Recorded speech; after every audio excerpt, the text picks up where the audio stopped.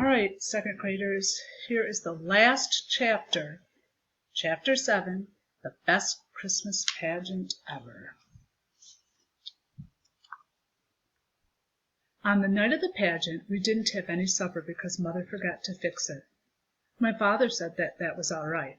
Between Mrs. Armstrong's telephone calls and the pageant rehearsals, he didn't expect supper any more. When it's all over, he said, we'll go someplace and have hamburgers. But Mother said when it was all over, she might want to go someplace and hide. We've never once gone through the whole thing, she said. I don't know what's going to happen. It may be the first Christmas pageant in the history where Joseph and the wise men get in a fight and Mary runs away with the baby. She might be right, I thought. I wondered what all of us in the angel choir ought to do in case that happened. It would be dumb for us to just stand there singing about the Holy Infant if Mary had run off with him. But nothing seemed very different at first. There was the usual big mess all over the place, baby angels getting poked in the eye by other baby angels' wings, and grumpy shepherds stumbling all around over their bathrobes. The spotlight swooped back and forth and up and down till it made you sick at your stomach to look at it. And as usual, whoever was playing the piano pitched Away in a Manger so high we could hardly hear it, let alone sing it. My father says Away in a Manger always starts out sounding like a closet full of mice. But everything settled down, and at 7:30 the pageant began. While we sang Away in a Manger, the ushers lit candles all around the church, and the spotlight came on to be the star. So you really had to know the words to Away in a Manger because you couldn't see anything, not even Alice Wendelkin's Vaseline eyelids. But after that, we sang 2 verses of O Little Town of Bethlehem, and then we were supposed to hum some more, O Little Town of Bethlehem, while Mary and Joseph came in from a side door, only they didn't come right away. So we hummed and hummed and hummed, which is boring and also very hard, and before long doesn't sound like any song at all, more like an old refrigerator. I knew something like this would happen, Alice Wendelkin whispered to me. They didn't come at all. We won't have any Mary and Joseph, and now what are we supposed to do? I guess we would have gone on humming all day until we all turned blue, but we didn't have to. Ralph and Imogene were there all right, only for once they didn't come through the door pushing each other out of the way.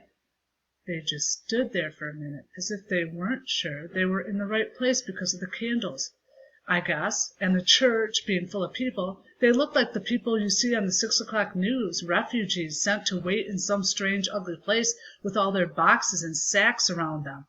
It suddenly occurred to me that this was just the way it must have been for the real Holy Family, stuck away in a barn by people who didn't much care about what happened to them.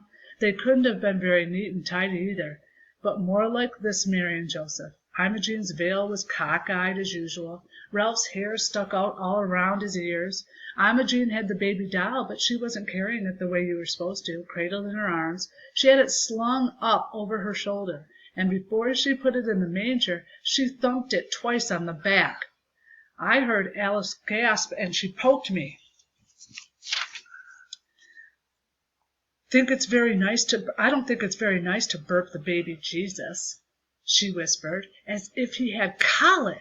Then she poked me again. Do you suppose he could have had colic? I said, I don't know why not, and I didn't. He could have had colic or been fussy or hungry like any other baby. After all, that was the whole point of Jesus, that he didn't come down on a cloud like something out of Amazing Comics, that he was born and lived, a real person. Right away, we had to sing, while shepherds watched their flocks by night.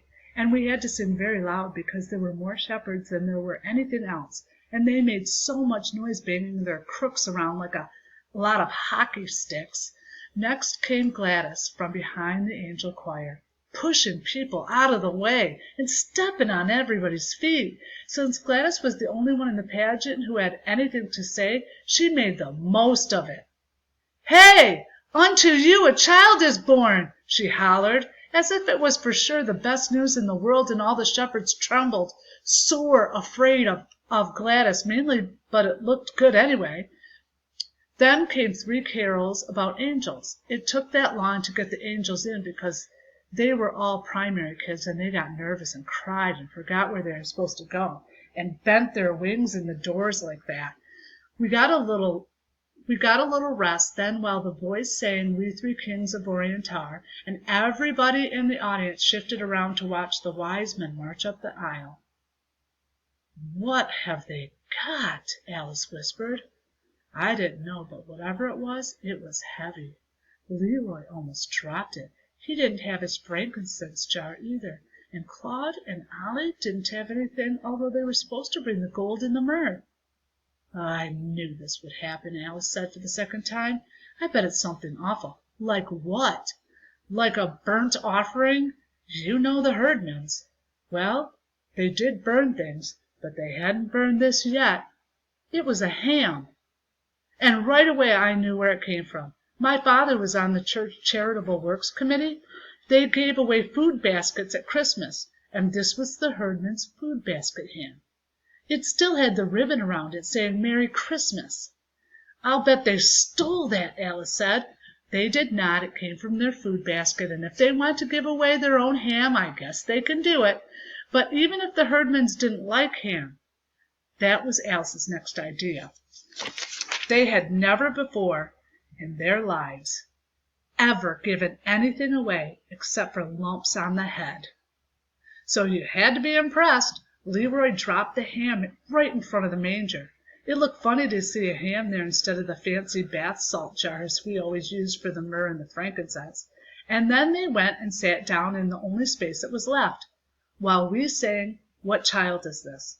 The wise men were supposed to confer among themselves and then leave by a different door, so everyone would understand that they were going home another way. But the Herdmans forgot, or didn't want to, or something, 'cause they didn't confer and they didn't leave either. They just sat there, and there wasn't anything anyone could do about it. "They're ruining the whole thing," Alice whispered, but they weren't at all. As a matter of fact, it made perfect sense for the wise men to sit down and rest, and I said so. They're supposed to have come a long way. They wouldn't expect them to show up, hand over the ham, and leave. As for running the whole thing, it seemed to me that the Herdmans had improved the pageant a lot, just by doing what came naturally, like burping the baby, for instance, or thinking a ham would make a better present than a lot of perfumed oils. Usually by the time we got to Silent Night, which was always the last carol, I was fed up with the whole thing and couldn't wait for it to be over. But I didn't feel that way this time. I almost wished for the pageant to go on, with the Herdmans in charge, to see what else they would do that was different.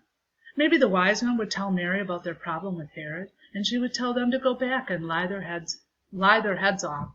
Or Joseph might go with them and get rid of Herod once and for all. Or Joseph and Mary might ask the wise men to take the Christ child with them, figuring that no one would think to look there. I was so busy planning new ways to save the baby Jesus that I missed the beginning of Silent Night.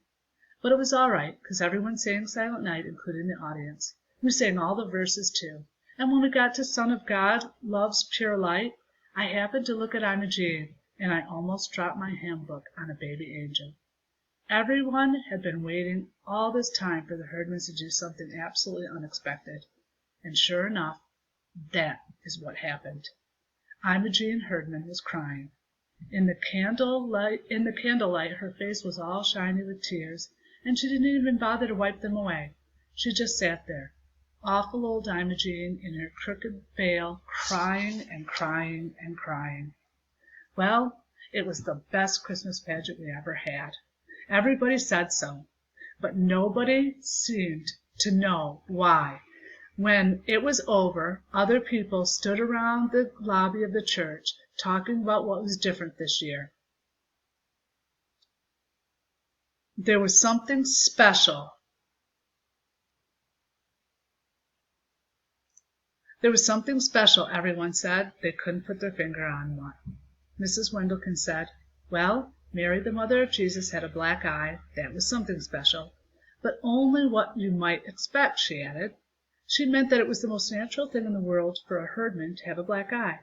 But actually, nobody hit Imogene, and she didn't hit anybody else. Her eye wasn't really black either, just all puffy and swollen. She had walked into the corner of the choir robe cabinet in a kind of daze, as if she had just caught on to the idea of God and the wonder of Christmas. And this was the funny thing about it all. For years I'd thought about the wonder of Christmas and the mystery of Jesus' birth and never really understood it. But now, because of the Herdmans, it didn't seem so mysterious after all.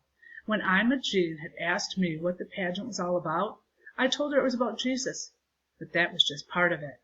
It was about a new baby, and his mother and father who were in a lot of trouble. No money, no place to go, no doctor, nobody they knew, and then arriving from the East, like my uncle from New Jersey, some rich friends.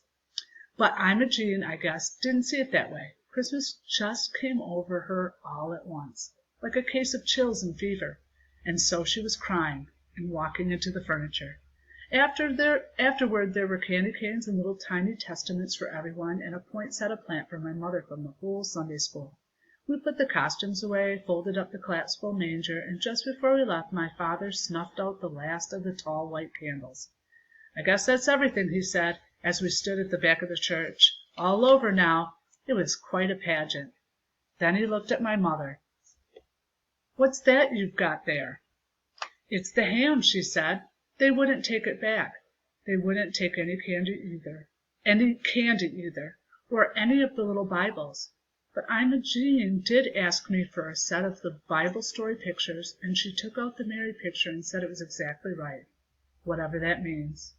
I think it meant that no matter how she herself was, Ima Jean liked the idea of Mary in the picture, all pink and white and pure looking, as if she never washed the dishes or cooked supper or did anything at all except have Jesus on Christmas Eve.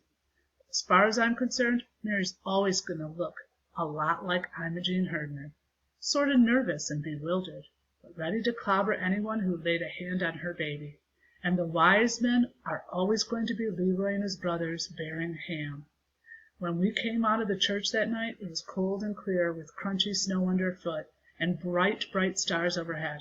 And I thought about the angel of the Lord, Gladys, with her skinny legs and her dirty sneakers sticking out from under her robe, yelling at all of us everywhere, "Hey!